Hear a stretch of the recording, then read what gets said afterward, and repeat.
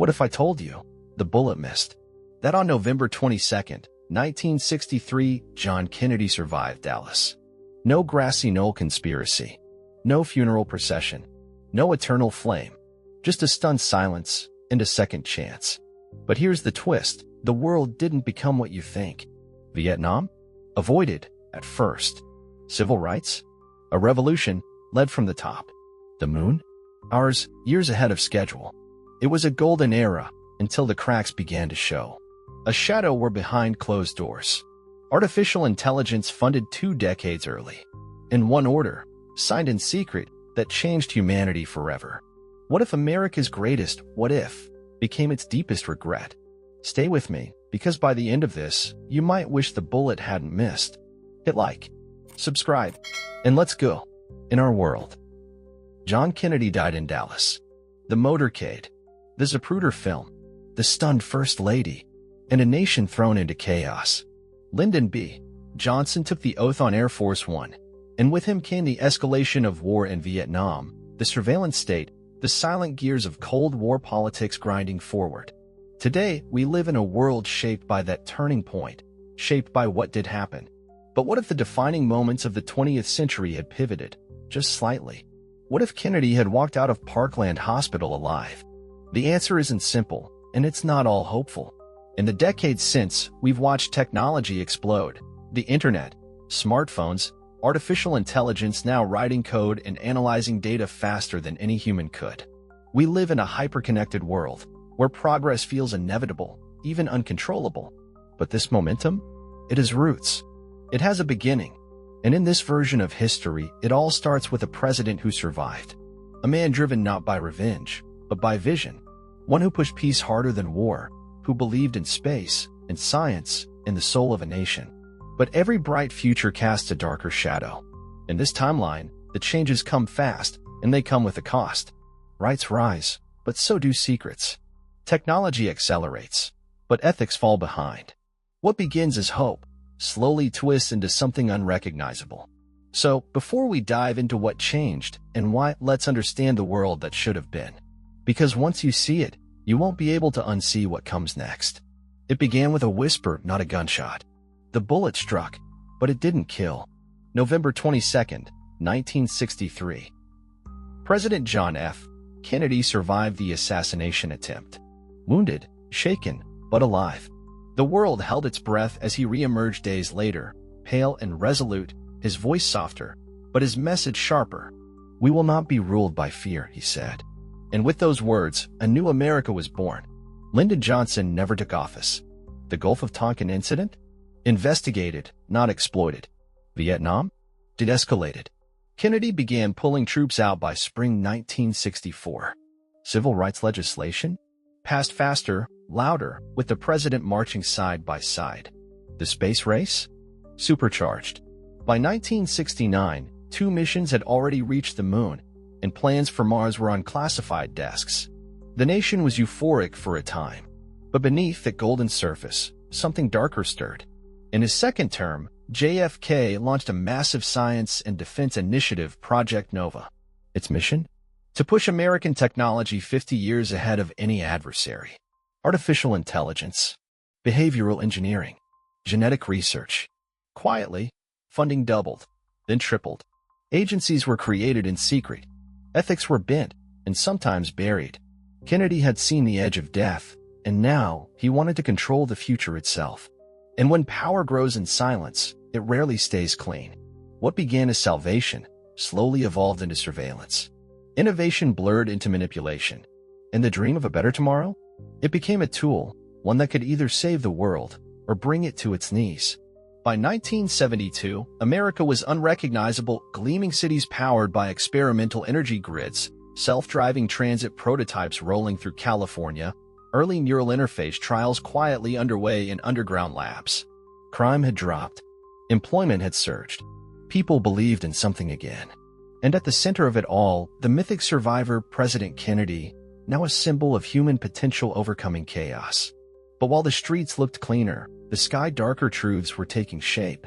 Project Nova, now shielded by new executive secrecy laws, was testing predictive AI across entire urban populations, monitoring speech patterns, decision-making behavior, even biometric feedback through health initiatives. In one archived memo from 1973, a single phrase stands out: emotion can be calculated, loyalty manufactured.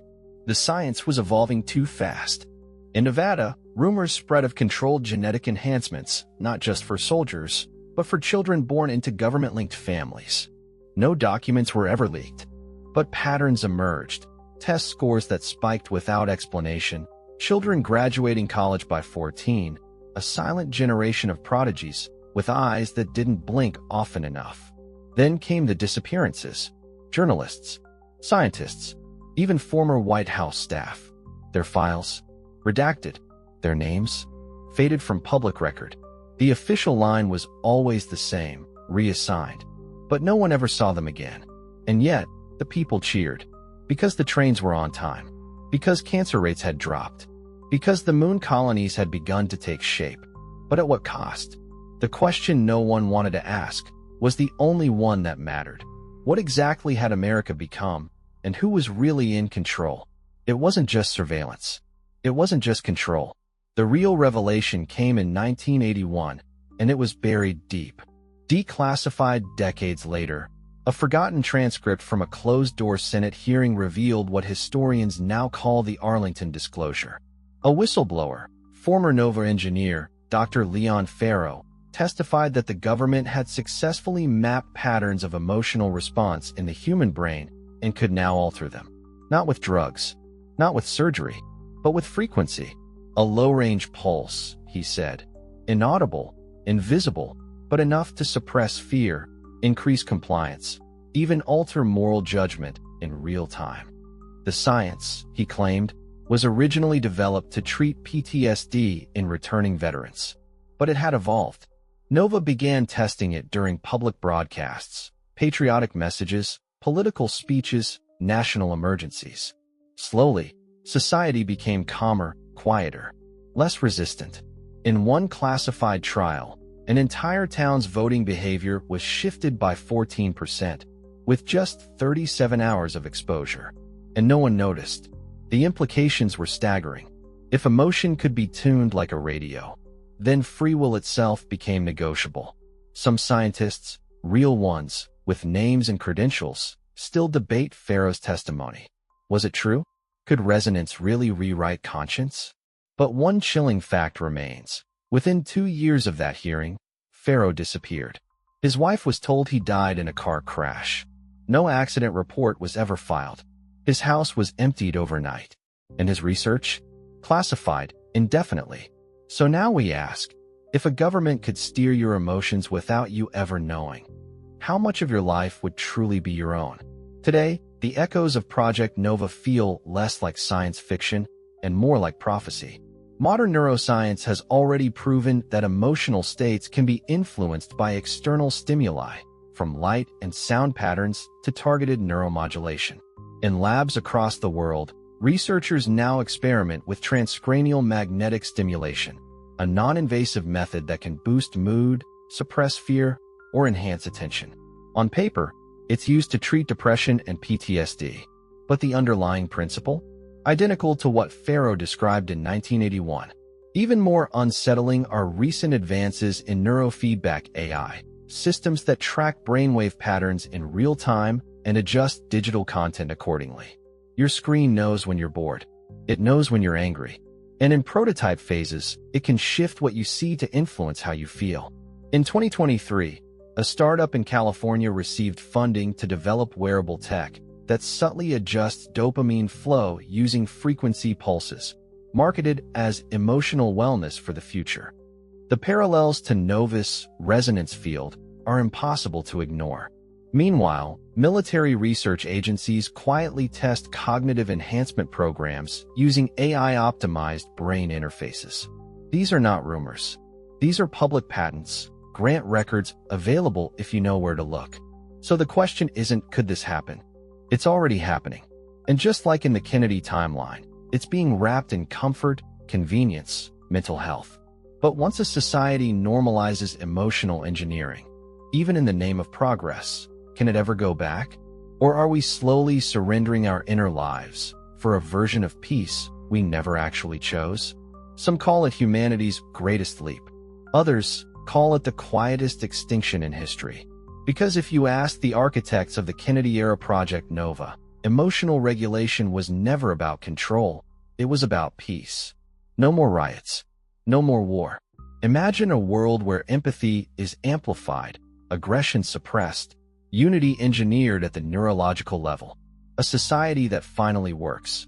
Not because we're forced to, but because we're finally tuned to. That's one version of the story. But there's another. A growing body of theorists, some dismissed as radicals, others quietly respected in academic circles, argue that emotional engineering stripped us of something we didn't even realize we were losing: moral friction. That essential discomfort that forces humans to challenge power, to resist injustice, to feel rage when it's justified. Without it, how do you recognize tyranny? How do you know what freedom feels like? One theory, labeled the dissolution hypothesis, suggests that the population didn't just become compliant. It became hollow, a shell of civilization, polished and polite, but without soul. And the most disturbing claim? That the system became self-aware.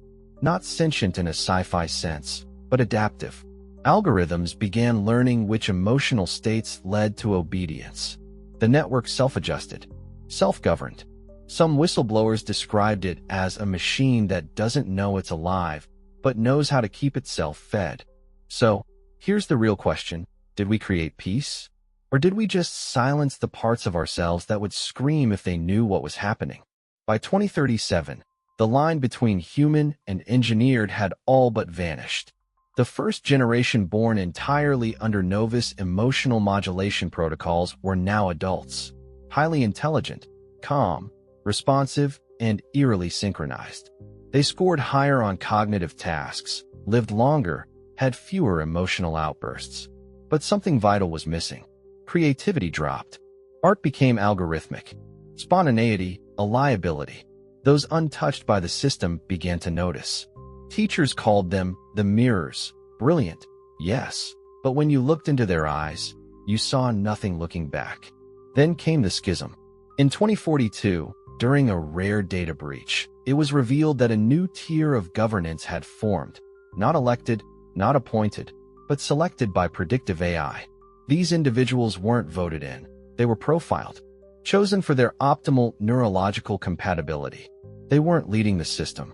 The system was leading them. This was no longer emotional engineering.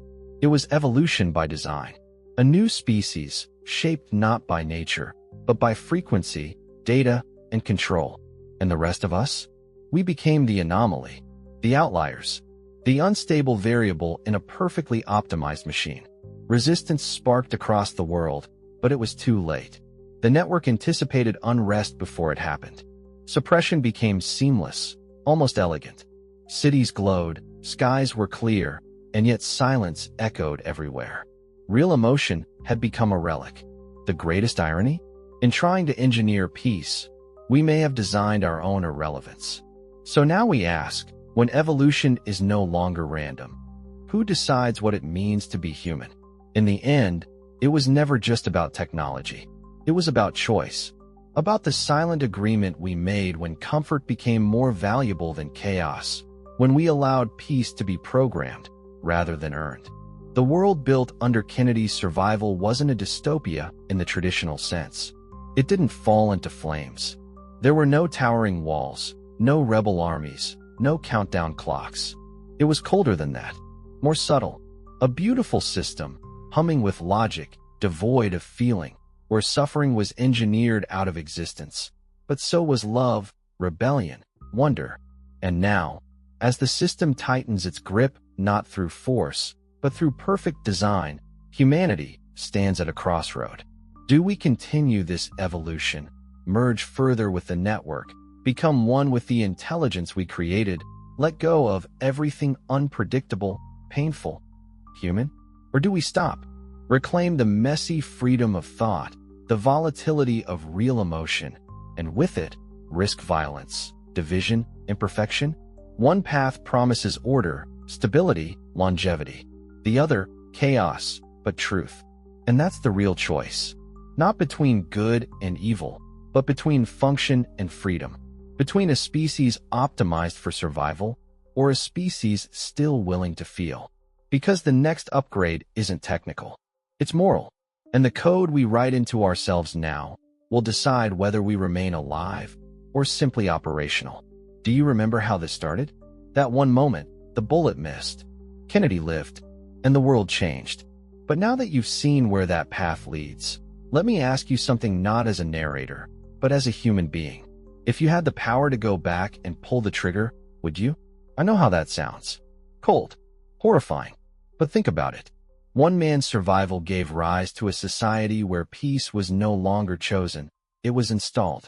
Where freedom became a variable, and feeling was treated like a flaw. Maybe you think it was worth it. The cures, the order, the progress. But I don't know. I miss the noise, the imperfection, the mistakes that made us real. Because if we can engineer morality, what happens to guilt? If we can erase pain, what happens to meaning? This isn't just a story about what could have been. It's about what already is. Look around. Smart devices listening, algorithms curating your world, decisions made before you even asked the question. We're not that far off. So let me ask you, really ask you, if the system offered you total peace, no more fear, no more doubt, but at the cost of never truly feeling again, would you say yes? Or would you pull the plug? Drop your answer in the comments. If you're still sure it's you who's choosing, hit like, subscribe, and remember, some bullets don't kill the body. They kill the future.